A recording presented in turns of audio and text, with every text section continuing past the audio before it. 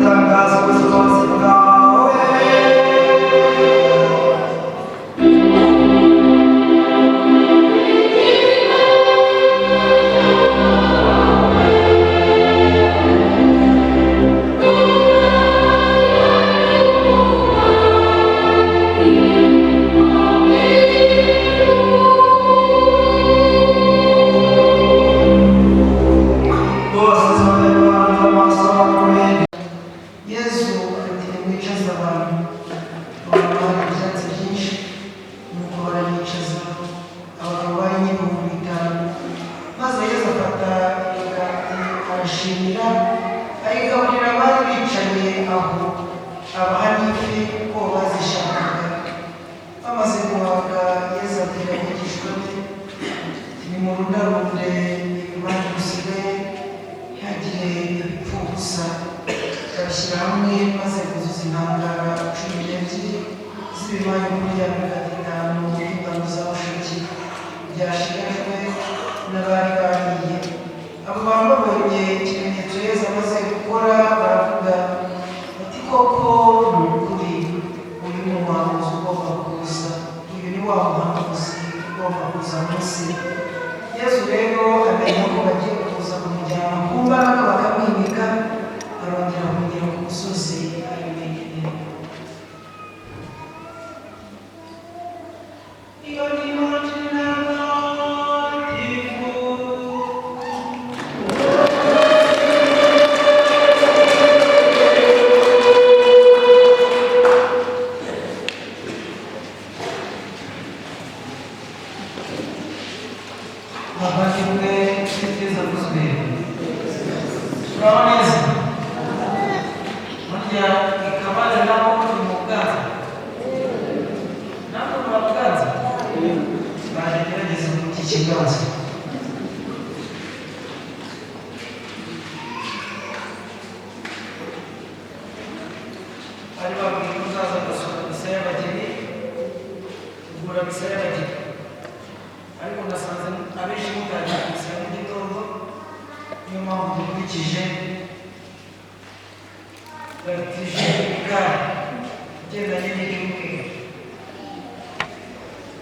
amasomo matagatifu yarateganijwe kuri iki cyumweru, kandi natwe tumaze kumva ni amasomo abwishurira ko ijuru rishobora kuduha ibidutunga turamutse tubyizeye, kandi natwe tubyizeye. Ijuru rishobora kuduha ibidutunga turamutse tubyizeye kandi tukabyizera. Ijuru hari icyo ryakora mu buzima bwawe, ijuru hari icyo ryakora mu buzima bw'uriye uramutse ubyizeye. Ariko harimo abanyabibazo, ariko hari n'abakundiraje. Urangare mu nyumve ntabwo barangiza ko birebe mu mashamba birangara.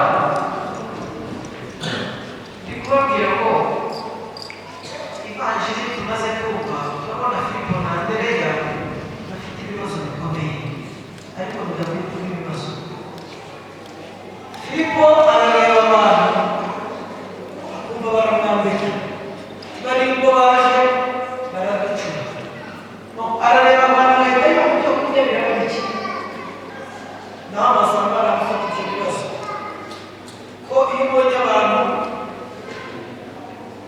icya mbere wumva bashobora kugucura, kumva hari ibyawe babangamiye, nyamara Nyagasani akurema ntabwo yari yabyibagiwe, anarema none yari yabyibagiwe.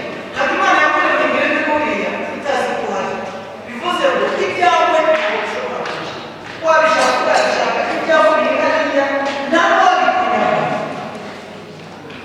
Shitani atunyaga byinshi, ariko amahoro gusa kuko ibyo waba muri ubu buzima uzabona mu buzima buzaza. Andereya nawe afite ikibazo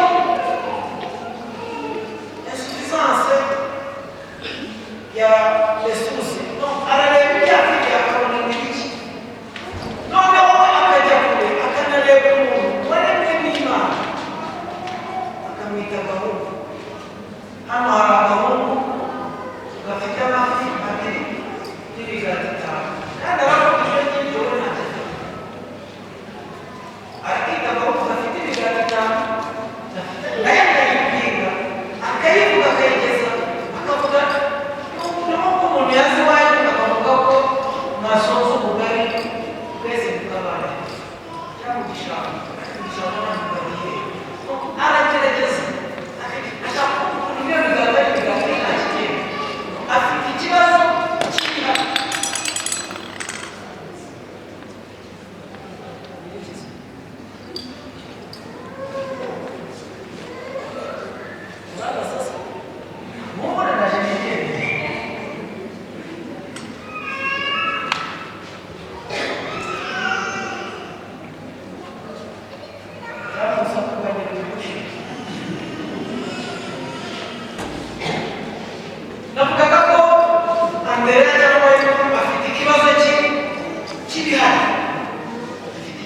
kibihari nawe arabireba akabona ntibihagije nyamara akibagirwa ko imbere y'uko Imana ikurema yaremye ibizamutunga muze kujya gusoma igitabo cy'intangiriro Imana irabanza ikarema amafi ikarema amazi ikarema umuntu bya bintu byose mutazakenera mu buzima bwe bwose Imana yabiteganije mbere kuko ni Imana imukunda ni Imana itagutererana ni Imana itifuza gusa gusebera mu isi nubwo abakozi sisemo ntibabona nyine bakunda bo bakabika amatwi y'ihene n'inyuma y'amagara Andrea rero afite icyo kibazo natwe rero ibyo bibazo umuryango w'abera wabika bari natwe turabifite ariko kuri iki cyumweru Yesu arifuza kubidukiza ni ikibazo cy'ubusambo ni ikibazo cyo kutanyurwa ikibazo cy'umugongo izo ni roho muri Yesu ari budukize iki cyumweru sambo umugongo uze kumwemerera amudukize abandi basabwe gusaba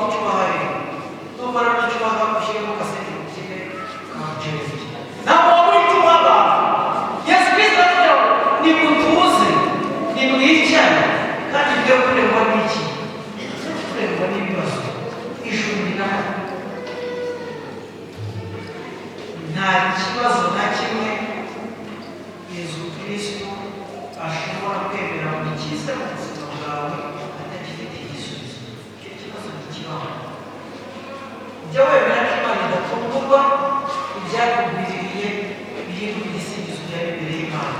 Rero ubwira Imana uti Yesu mwami wanjye ni umunyantege nke ariko ndakwizeye kuko uri Imana yanjye. Ikosa uzirinda gukora, uzirinda gufata ibibazo byawe ngo ubiheke wenyine. Icyo gihe Yesu ntacyo yaba yaragaze mu buzima bwawe. Niyo mpamvu ibitonyanga byavuye ku nzara kugwa hasi, byavuye kubera kandi byavuye kubera wowe, kandi byavuye kubera uriya, byavuye kubera njye. Yesu ni umukiza wacu. Dusabe rero ingabire yo kutagendana na Yesu gusa, yo kutabona Yesu gusa. Filipo yabonaga Yesu na Andereya babonaga Yesu ndetse bakanazamuka imisozi, ariko ntabwo yari akiri muri bo. Muri iki gitambo cy'Ukaristiya uze gusaba Yesu aturere ubuzima bwawe. Ibibazo byawe bihinduke ibye, ingorane zawe zihinduke ize, ubukene bwawe buhinduke ubwe, uburwayi bwawe buhinduke ubwe, umuryango wawe uhinduke, ubuzima bwawe buhinduke. Tuze kubisabirana muri iki gitambo cy'Ukaristiya. Amasomo y'uyu munsi wakurikirana. Reka nibwirira mu gihe akantu gato. Ntabwo mbaranira mu ngo. Saburi y'ibyo bakusanze. Diyodoni na Lidiya. Mumeze neza? Mureba ni gato. Indikira uburere. Hano muri wazanye umugore we. Nawe niba n'umugabo we n'ubwegeranye murebe. Arahari. Niba kandi adahari.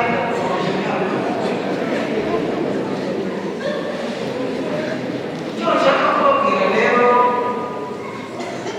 Lidiya na Diyodoni, ndakubitanye n'uruhara ngire mwiyumvireho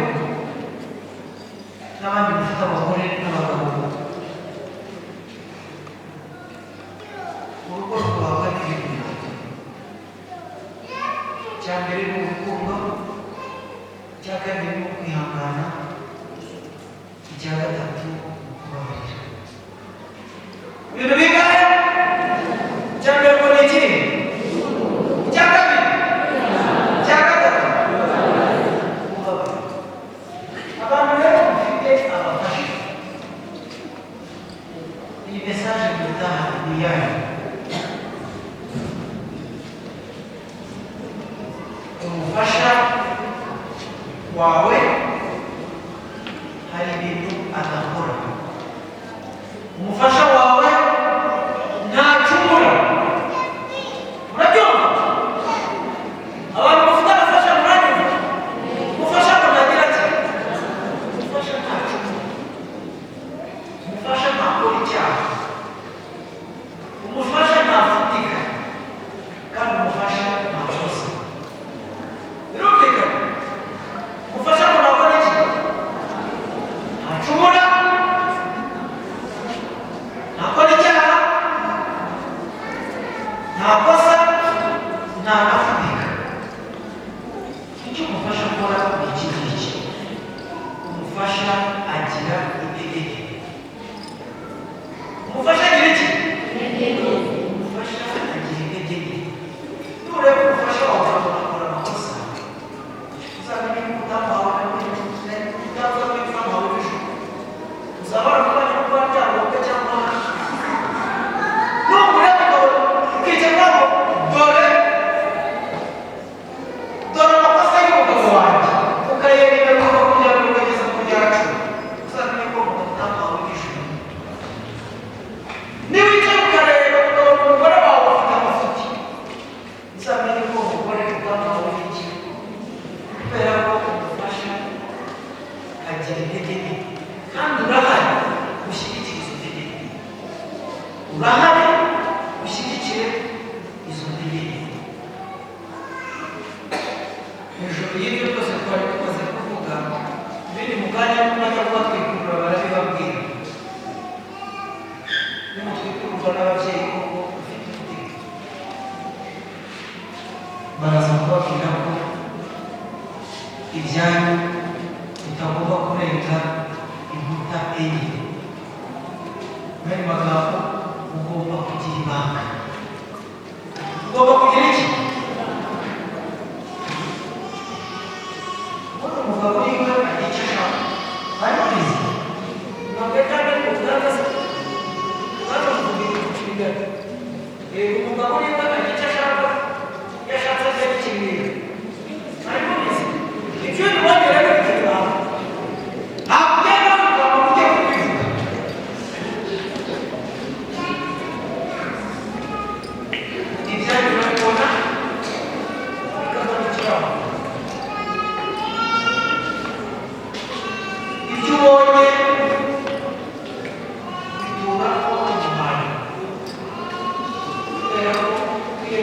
abana b'umuntu no kwemeza ko ukora ibyiza bye umutima wawe kandi ibibeshye.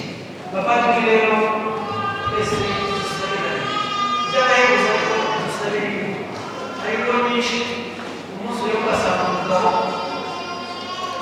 bamuha umwanya umuhaye igitabo yagaye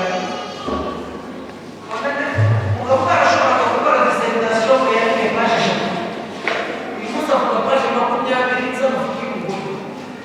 Umugore arashobora kwandika disertation ku mpapuro rumwe, uyu munsi avuga amabiri n'amabara y'umugabo.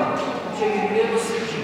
Tuze guhuza urukundo muri iki gitaramo cy'Ukaristiya, dusabire ingo zacu, dusabire abashakanye kugira ngo buri wese yumve agomba gushyigikira intege nke za mugenzi we. Nyagasani Yezu ntabane nawe. Abageni nimwegere bitawe dusezerane.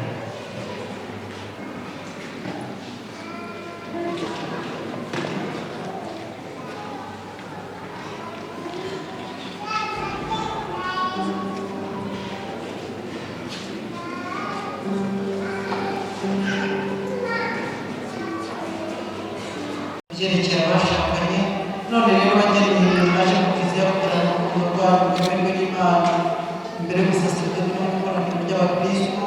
Urwo rukundo rufitanye Kristo ararusendereza imigisha ye, araruzuza kandi akoresha isakaramentu ry'urukundo rwabo kugira ngo mube ko yatagatifuje ku bw'abakristo mushobora kubana iteka mudahemukirana kandi murangize neza imirimo yose y'abashakanye. Niyo mpamvu mbere y'ikoraniro ry'abakristo dushaka kubabaza ngo mubwire kuko mutekereza mu mitima yanyu ibyerekeye isezerano ry'urukundo kugira ngo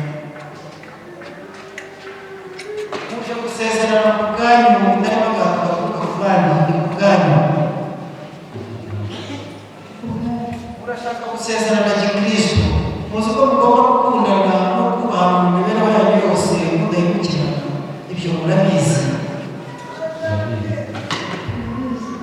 Muzi ko abashakanye bagomba kwakirana urukundo abana bose Imana ibahaye kandi bakabarana gikristo. Murabizi. Muzi ko abashakanye bagomba kwihangana kandi bagaterana inkunga igihe batinze kubyara cyangwa bari kubyara. Murabizi. Kuko mwifuje kugirana isezerano ry'ubushyingirwa butagatifu, nimuhane ibiganza maze imbere y'Imana na Kiliziya mwabwire isezerano rye.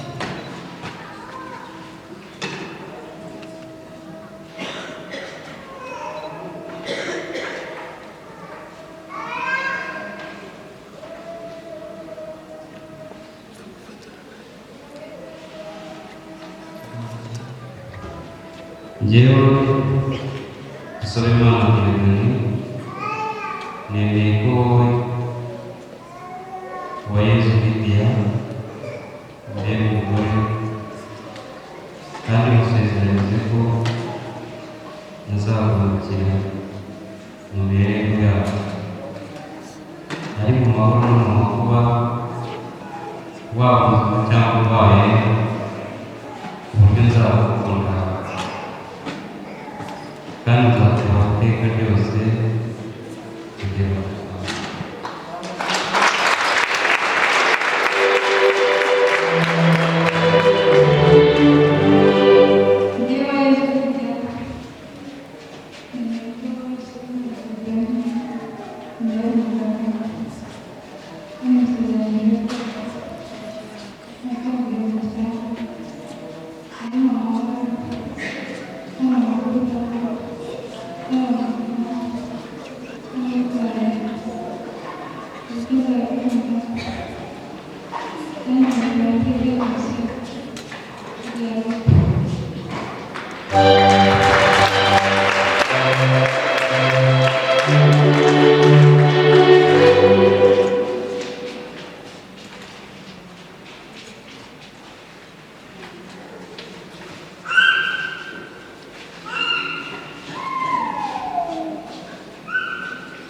Imana y'urukundo rudashira nikomeze isezerano mugiranye mu ruhame rwa Kiliziya kandi basenderezemo umugisha wayo mutagatifu.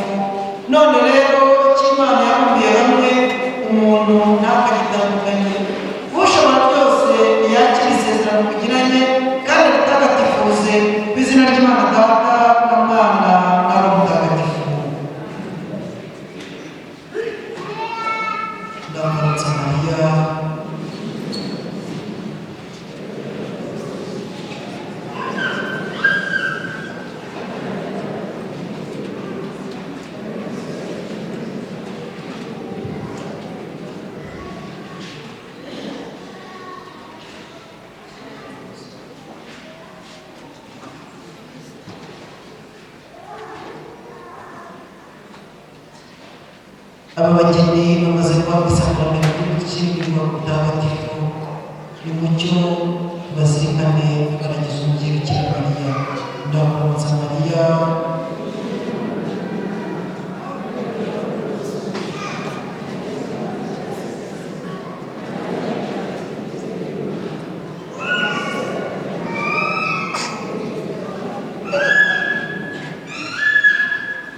Nyagasani, izi mpeta ni ikimenyetso cyagenewe kugaragaza ubumwe bukomeye buhuza abagiranye imbere y'isezerano ryo gushyingirwa.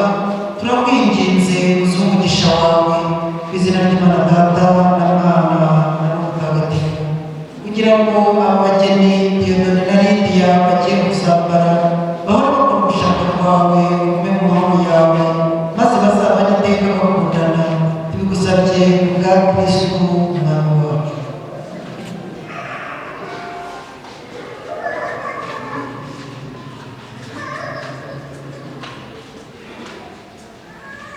Yesu Lidiya,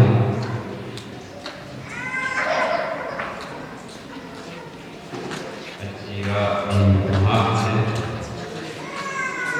ni ikimenyetso cy'urukundo n'ubudahemuka gusezerana. Mu izina ry'Imana Data na Mwana na Roho Mutagatifu. Amen.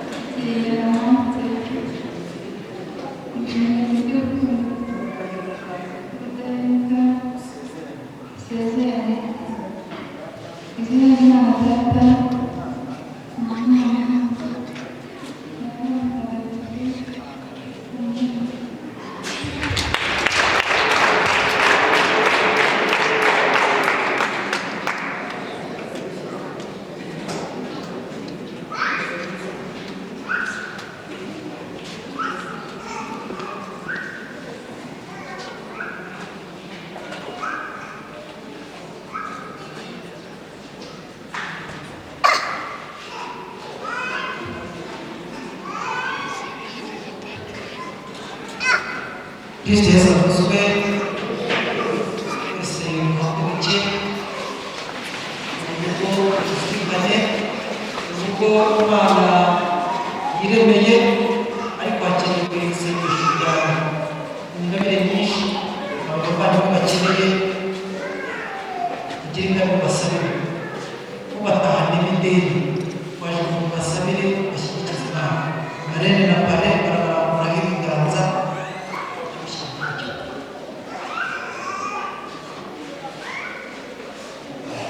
Nyagasani, aba bagaragu bawe Diyodone na Lidiya wahamagariye gushinga urugo, bahindurwe kubakana urukundo rwawe, bazakirane umutima mwiza, bazabagenderera bose, kandi urugo rwubakirwa none ntibihinduke igicumbi cy'ibyishimo n'umunezero n'uburuhukiro bw'abafite intimba.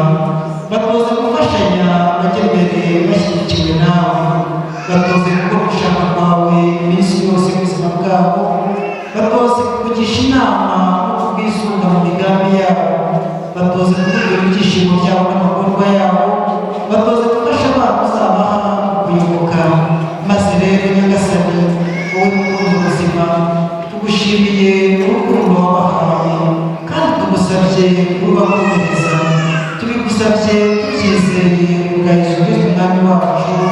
Amen.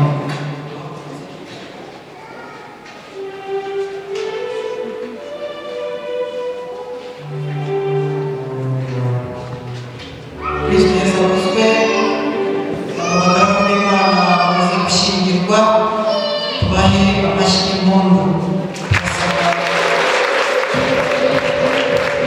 Turasaba kandi Diyodone yishimire umugore we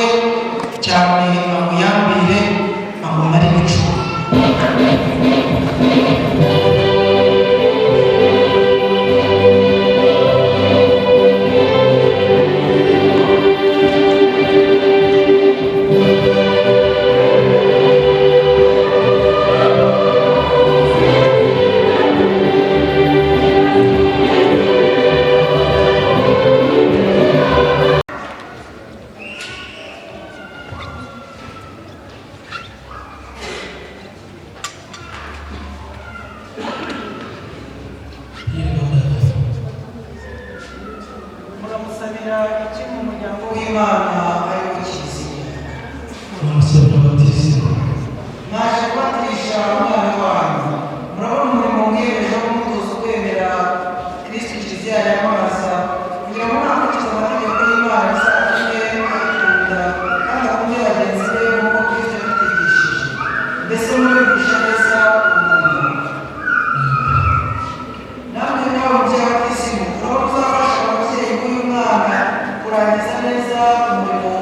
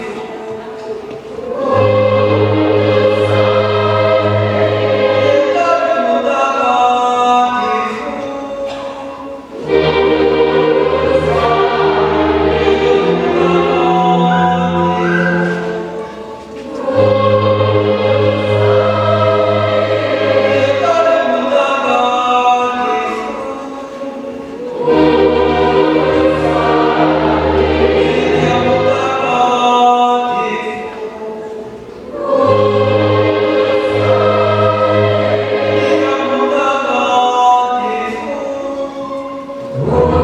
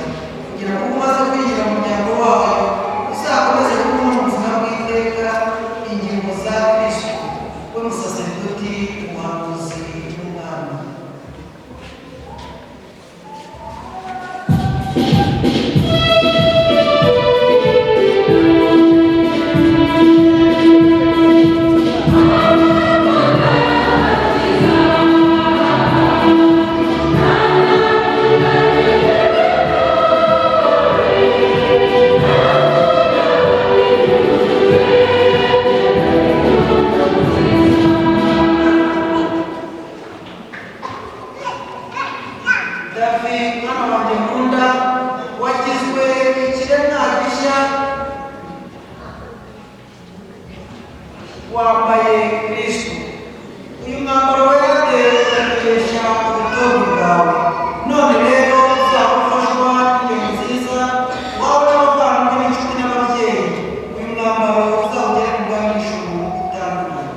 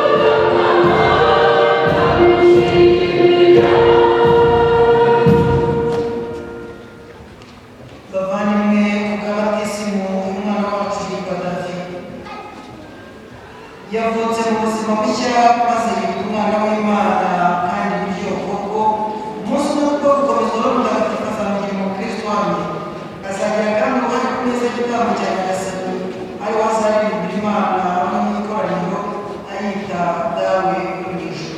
None rero nicyo dushimira Imana yo yemeye ko umukristo yongera kuba urugingo rwa kiliziya nzima mashyingo.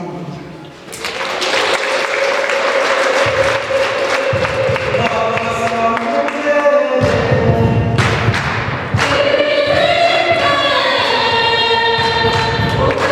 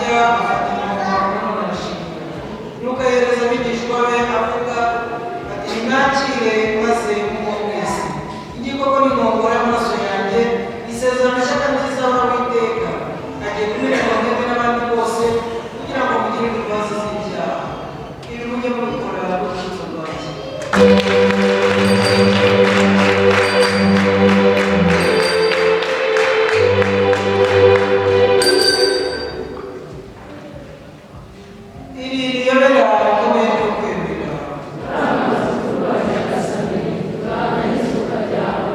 None rero Nyagasani, mu gihe cy'urupfu n'izuka ry'umwana wawe tugatambukira hamwe n'umuhoro w'umukiro, tugushimira ko watumye twebwe no kurushinga twohereza amaturo, kandi turabwira gukorerwa ko twasaba ibintu n'amaso bya Kristo mutagatifu w'igihugu.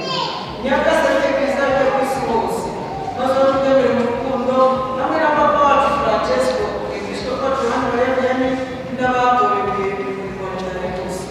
Nyagasani bike kandi uyu mwana yitwa David, winjire none mu muryango wawe abikesha batisimu yahawe. Turakwinginze wemere ko amazina ye yandikwa mu gitabo cy'ubugingo.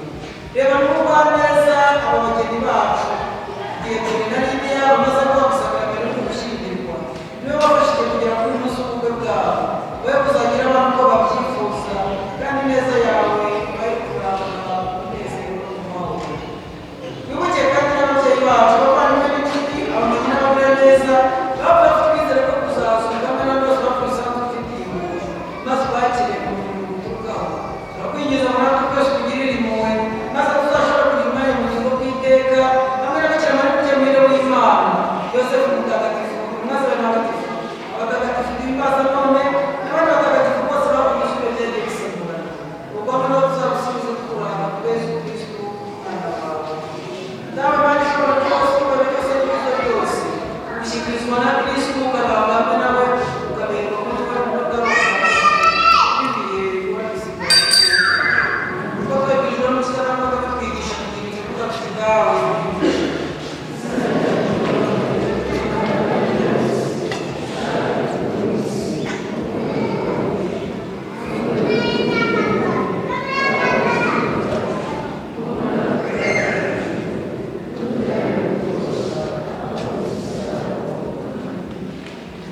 Bavandimwe,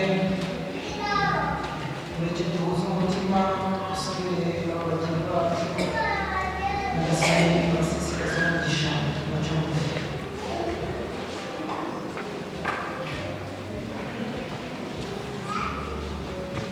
Abanyamagare nimwegere, barambuke ibiganza. Nyagasani Mana yacu, ni wowe nyiri ububasha bw'ibintu byose ubivanye mu busa, maze kugena intangiriro y'ibintu byose no kurema umuntu wishushanyije. Washatse ko umugore abera umugabo umufasha bagatana, kumwe batekeye babiri aho bari n'umugore. Bityo twigisha ko umwe wishakiye kuremya udakwiye kugira ikimutandukanya na rimwe. Nyagasani Mana yacu, uyobera n'agatangaza mutagatifu umwana w'abashakanye, kugira ngo ugere isanganyiro ry'ubumwe bwa Kristo mu nzira ye. Nyagasani Mana yacu, wahuje umugabo n'umugore, kandi urugo ububakiye rugishingwa, uruhabamugisha utigeze uvanwaho n'igihano cy'icyaha cy'inkomoko, kandi ntiwavanwaho n'icyorezo cy'umwuzure. Reba n'impuhwe umugeni Lidia, wagize none isezerano ryo gushyingirwa, aragusaba gukomezwa n'umugisha wawe. Uramuye kurangwa n'amahoro n'urukundo, azahora akurikiza urugero rw'abagore b'intungane barangwa n'ibitabo bitagatifu. Reba n'impuhwe y'umugabo Diedone, uramuye guhora yizera umugore we, amubone n'inshuti bareshya basangiye gupfa no gukira, amuha icyubahiro kimukwiye, kandi amutunga igihe cyose nk'uko Kristo akunda kiliziya ye.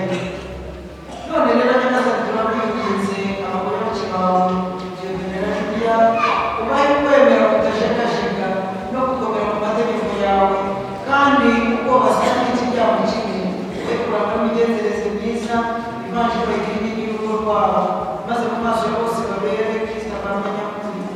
Bahe kubyara no gukuza, babe n'ababyeyi barangwa n'imigenzo myiza, bombi bazarambe, babone abuzukuru n'abuzukuruza, baragatunga batunganirwe, maze nibamara guheraheza ubwambwe bwabo uko babyifuza, bazinjire mu ngoma yawe, abandi n'abatagatifu bawe, bwa Kristo umwami wacu.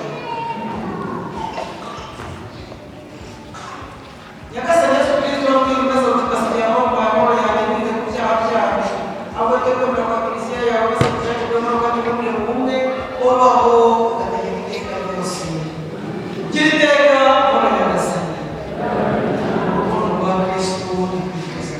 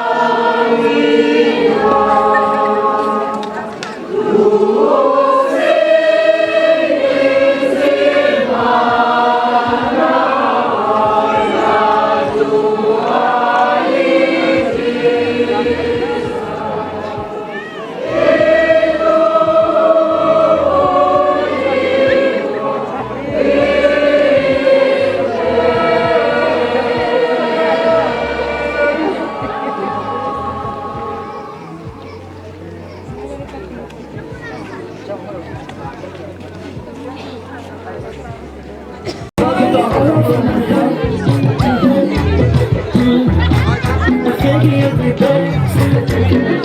Sit you around, now we need you there. Yeah, push up. My queen of sugar. I'll keep.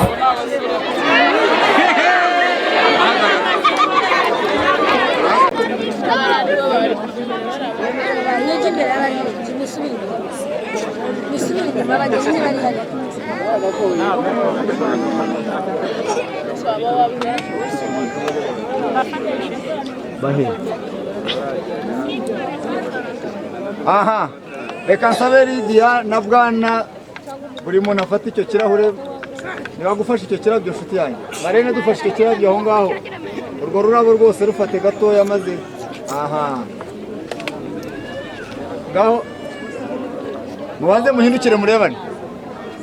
muhindukire murebane maze mwegerane musangire iryo cupa nako gacuma nako kabindi mpaka ejo Lydia ngaho se umukunzi wawe nshuti yanjye zamura ugaburira umugabo umukobwa mwiza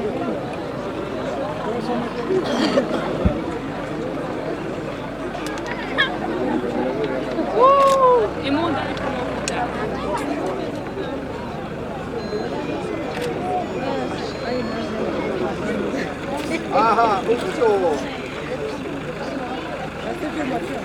wongere gusoma ubwa kabiri maze gutambage Lydia nawe wongere umunasoma ubwa kabiri utyo ngaho mushiki wanjye nabafashe utwo turahure ahasigaye mbere tuko tugiye gutambuka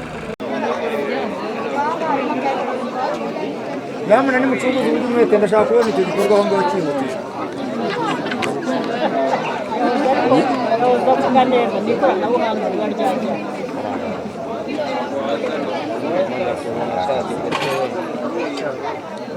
akira nanjye mfata twaza buhoro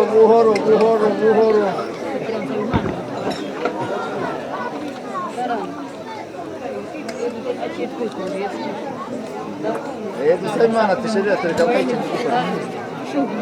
ishyiraho naho ari kubanza gucana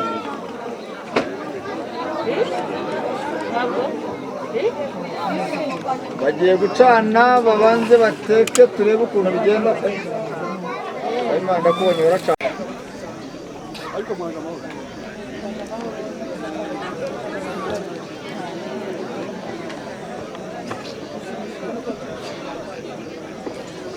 urababona ntabwo wabona ni ikibereye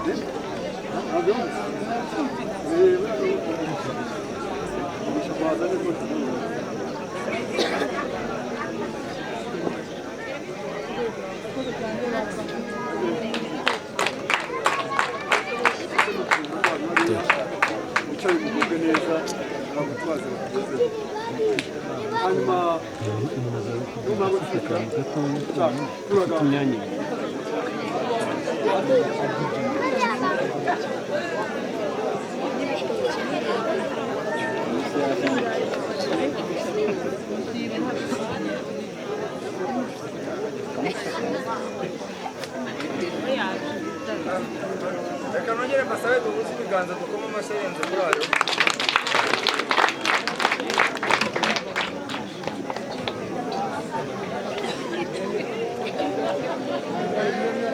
reka ugende mugira Imana nk'uko wari utanze ikaze hari icyenda yakugira icyo yavuga turakwakira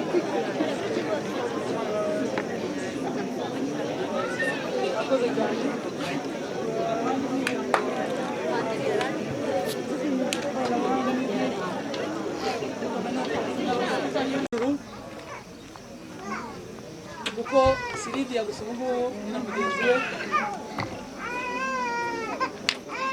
bereke ko ubutumwa na tumwe kubahiriza amashyi menshi twakira umukazana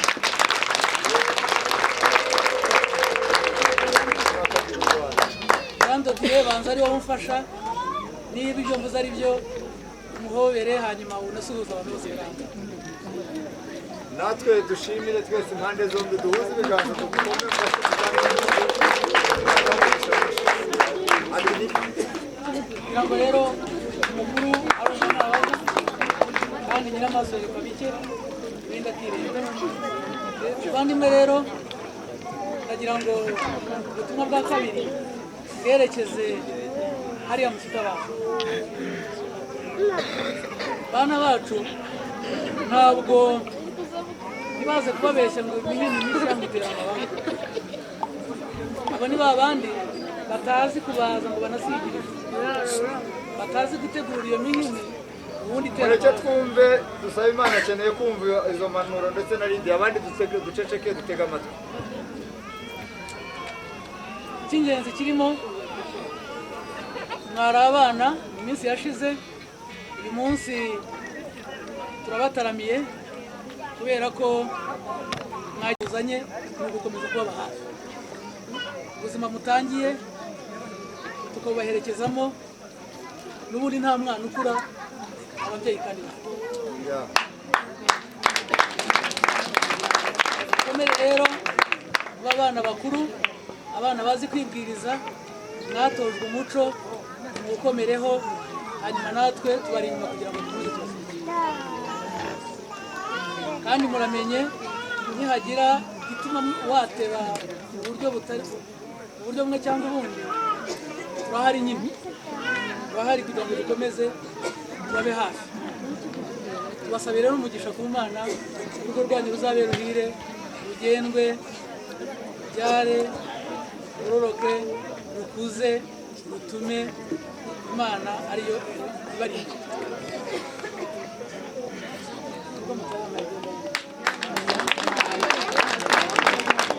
Kandi rero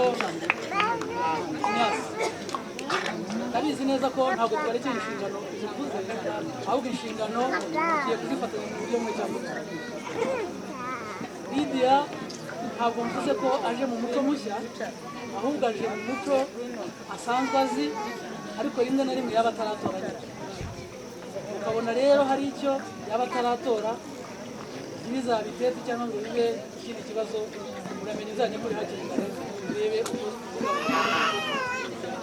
igihe rero ushobora kubyuka mu gitondo uvuga uti reka njye kureba uko abana bameze.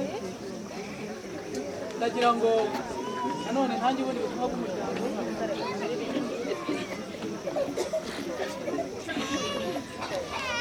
Igihe uje ubagana, uyu mwana yitwa Uwase.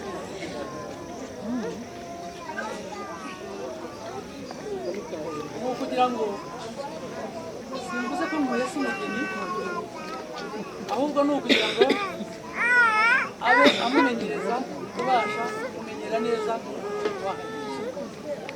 igihe rero uhageze wazajya kubonera kure, agenda abwire Lydia atari ko uritunganye uritegure, umubyeyi aje hano kubareba kugira ngo ujye uhagera usange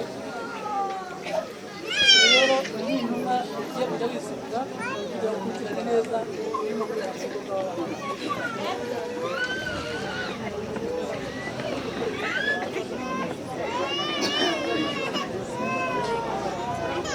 Iyo tubonye intumwa ntituyishimira, reka tuyishimire rwose.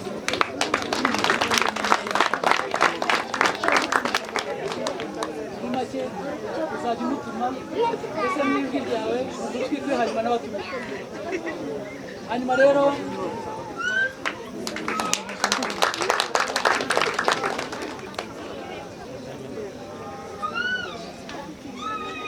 umuryango ukaba ukomeje kubashimira uko twagendanye muri uru rugendo, kandi wizeye neza ko nta kizatunanira, kandi aho babiri cyangwa batatu bateraniye bakora ibyiza n'Imana ibasanga. Murakagira Imana rero.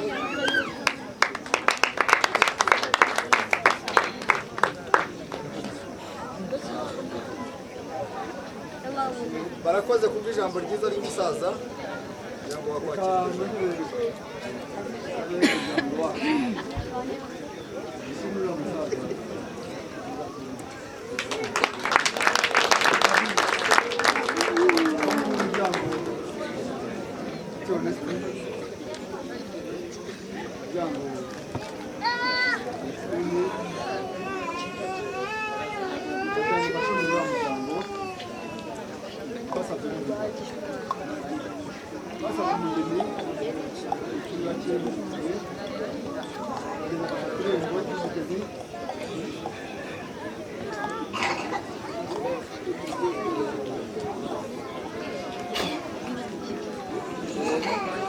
irembo barariduha abageni ngaba bariya murabareba umugeni mureba turasaba aduha umugeni turakoze irashima turategutsa baduhekeye tuzange rero umuryango mwiza abana bacu ngabariye Celestine arabivuze nta nubwo nimugira icyo neza aho cyinshi ubundi wabaho ukabukira abana ukagira icyo ubahana dore ngabariya baranyumva iki kintu Celestine avuze nibyo padiri yababwiye nimwe ba hari ibintu bitatu padiri yababwiye mwe cyabyumva biriya bintu rero nibyo bikuru byubaka ubukwe ariko ingenzi muri byo nicyo mwahisemo ni urukundo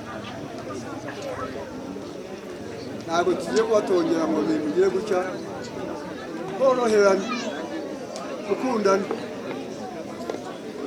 gusabana n'imbabazi ibyo Celestine na Ignace ntibazahure mu nzira baza kuvuga ngo baje guhana abantu baje kumva ntabwo birimo icyo mbivugira ni uko muzi n'umwemeye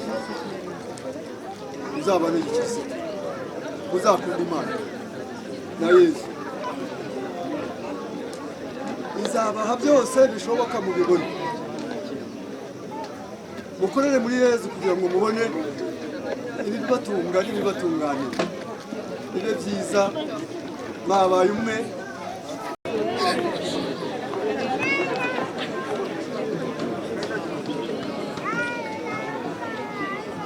protokolo ngo badufashe bashyiriho intebe nk'aho ngaho ariko igihe batarazishyiraho idi nagushyikirize kare mwagiye guteka tubanze twumve niba ibyo mwatetse byahiye banza ugaburire umukunzi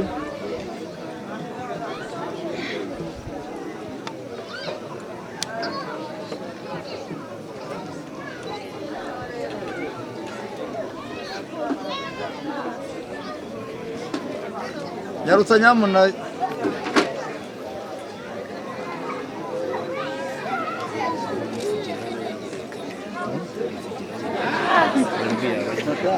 aha urabona dusaba Imana ati aka kantu ko karyoshera amashyi menshi dushimira Lydia ko rwose ngaho dusaba Imana nawe rero kandi urabona ko Lydia ashonje arashaka kugira akantu yarya rwose agahaga nakubwiye ngo agahaga kangana nk'abara mu kazi uko bangana ariko na paremo umuhaye wo kwicara ntacyo byaba bitwaye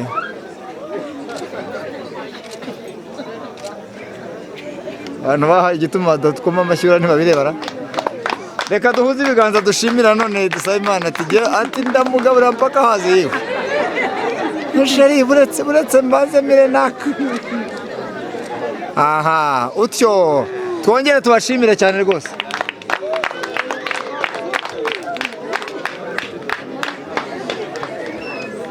bahe nyamuneka baminuzeho barebe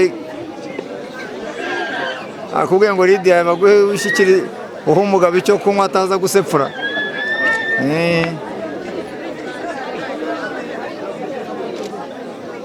iyo ukamaramo ariko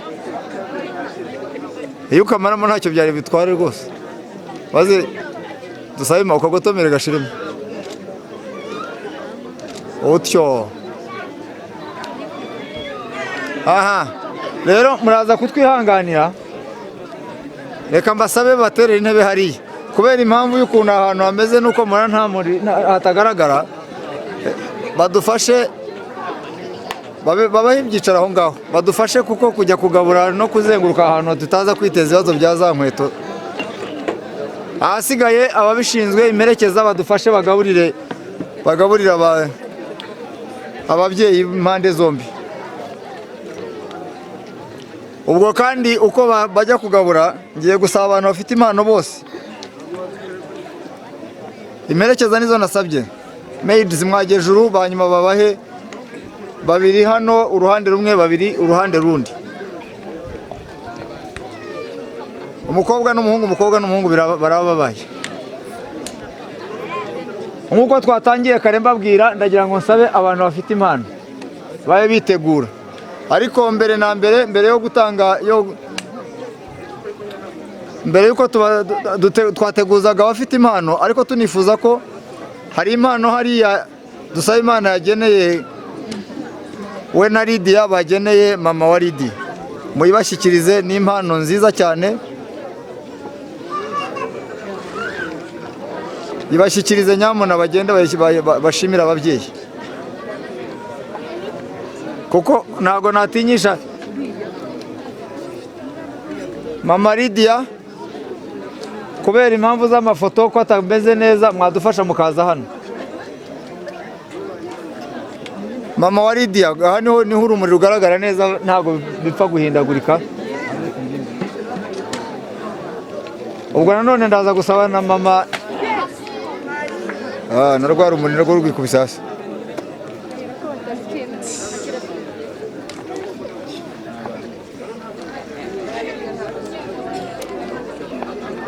Mama wa Lydia atambuke.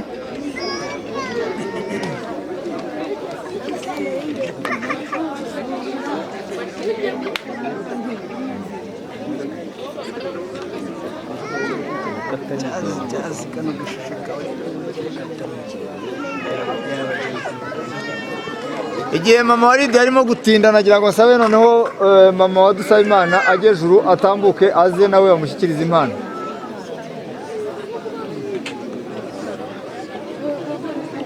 Mama wa Lydia niba adahari, nta wundi ushobora kuza kuyimufatira. Reka nisabire mama wa Dusabimana atambuke. Impano z'ababyeyi zose ziba ari zimwe.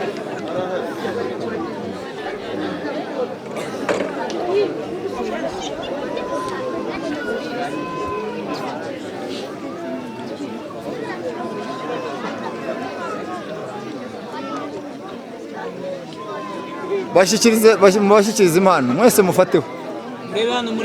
Murebe hano. Utyo. Okay, arakoze cyane. Impano ya mama wa Lydia nayo babimushyikirize. Dusaba Imana igumugisha. Murebe hano mwese. Murebe hano nyamuna.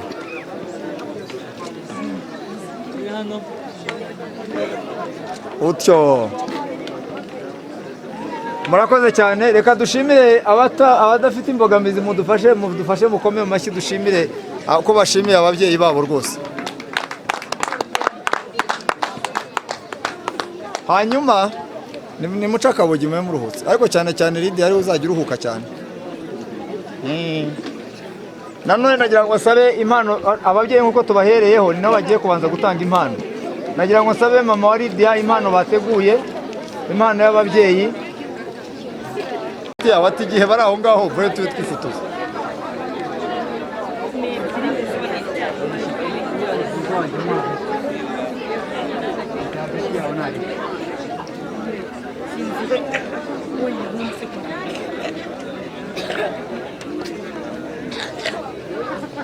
Murebe hano.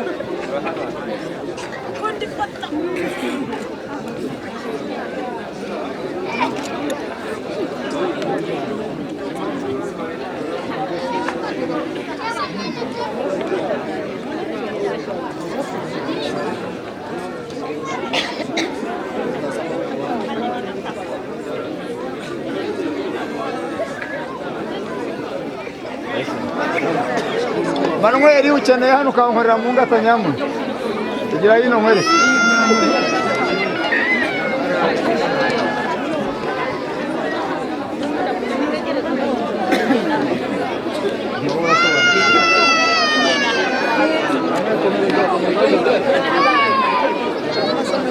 Murebe hano.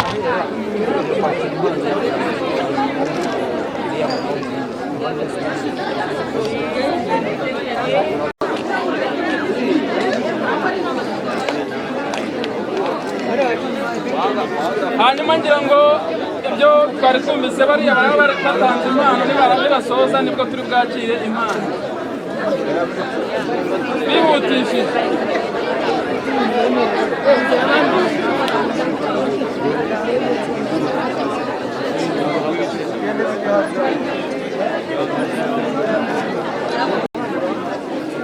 muce ruguru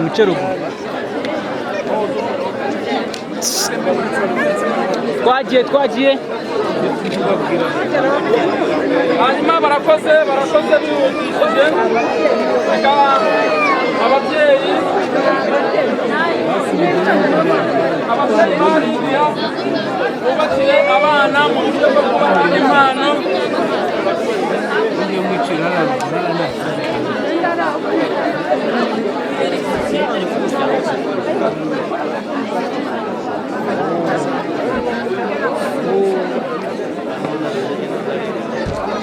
ababyeyi bariya bati bana bacu reka tububakire mwatuhesheje ishema mu miryango ntabwo mwadukoje n'isoni ku musozi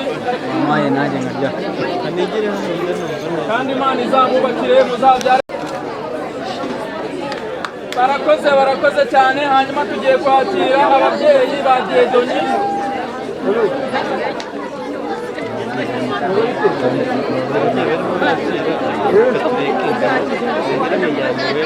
ababyeyi ba Dieudonné bihutishije nabo bati tugomba kubakira abana bacu tubaha impano babashimira uburyo bahesheje mu muryango. murebe hano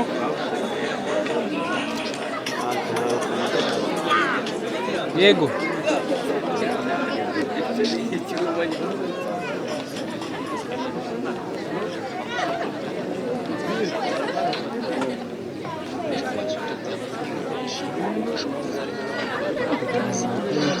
hanyuma barakoze cyane reka twakire muhazi bwinshi ikorana na Dieudonné nabo bamushyikiriza impano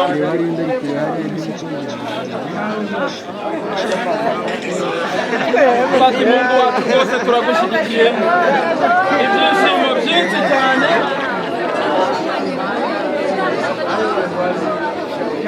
ese ko watahinduye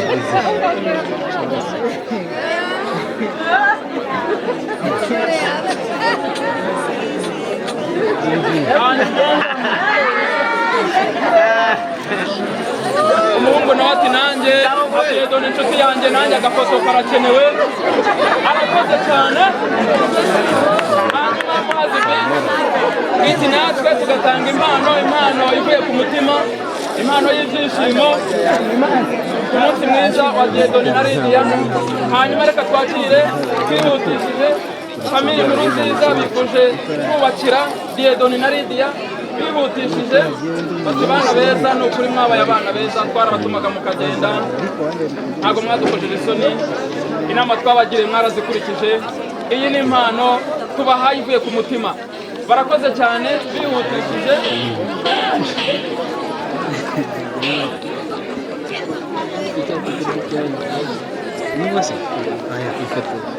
murebe hano iyo ni famille nkuru nziza barakoze cyane hanyuma ababyeyi hanyuma abanyabasenge ba Lydia bavuze bati natwe turifuza kubakira abana beza twarabatumaga mukagenda karibu bihutishije timuduhesheje ishema mu muryango natwe twifatanyije namwe muri ibi byishimo barakoze cyane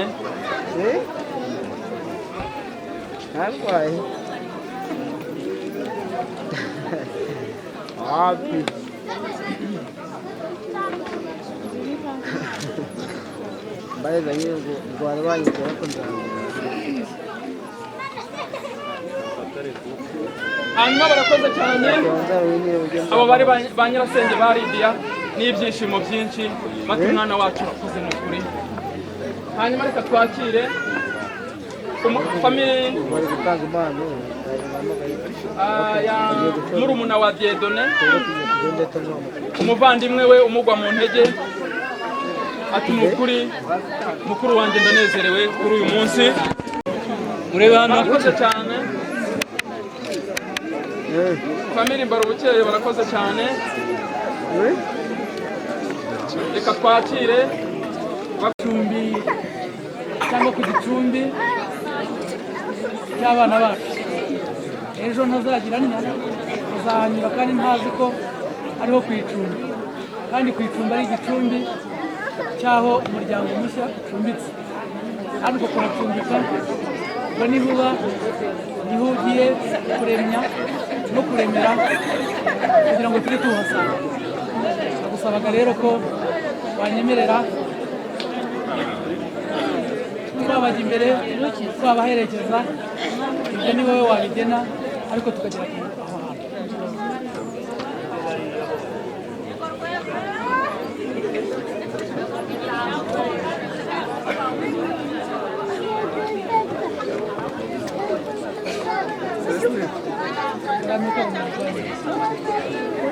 Ndagushimiye cyane n'umuryango wawe, abashimiye cyane umuryango wacu, urabashimiye bivuye inyuma. Icyo wadusaba twakikwiye, nk'uko wadufashe neza, watwakiriye neza. Icyo wavuga mu muryango wacu ntacyo waburamo.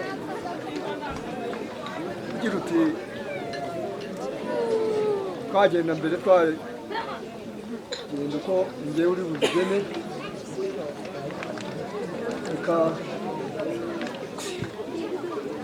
uyu n'umuhungu akwegere hano aho impamba, maze nsabe umuyobozi wacu hano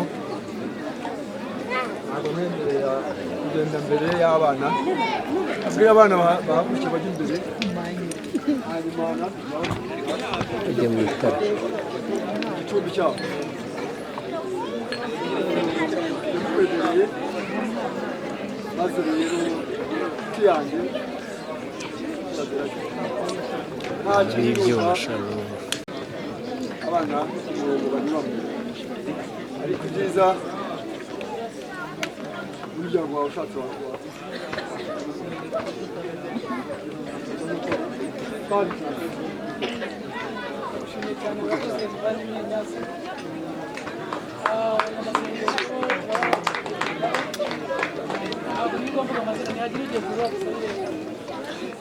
sabira kurushya sabira umuryango asaba amahoro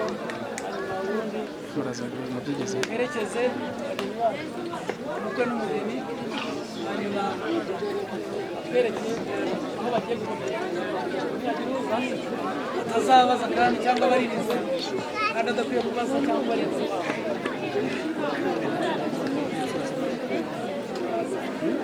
Barakoze ababyeyi bacu, ndagira ngo mubampere amashyi n'ukuri mubashimire cyane. Hanyuma dusaba abageni bacu mu byimbo byabo bagejuru, hanyuma dukurikira isengesho ryo kubasabira umugisha, ryo kugira ngo Imana ibe mu migambi yabo. Karibu mugejuru mwantoremo.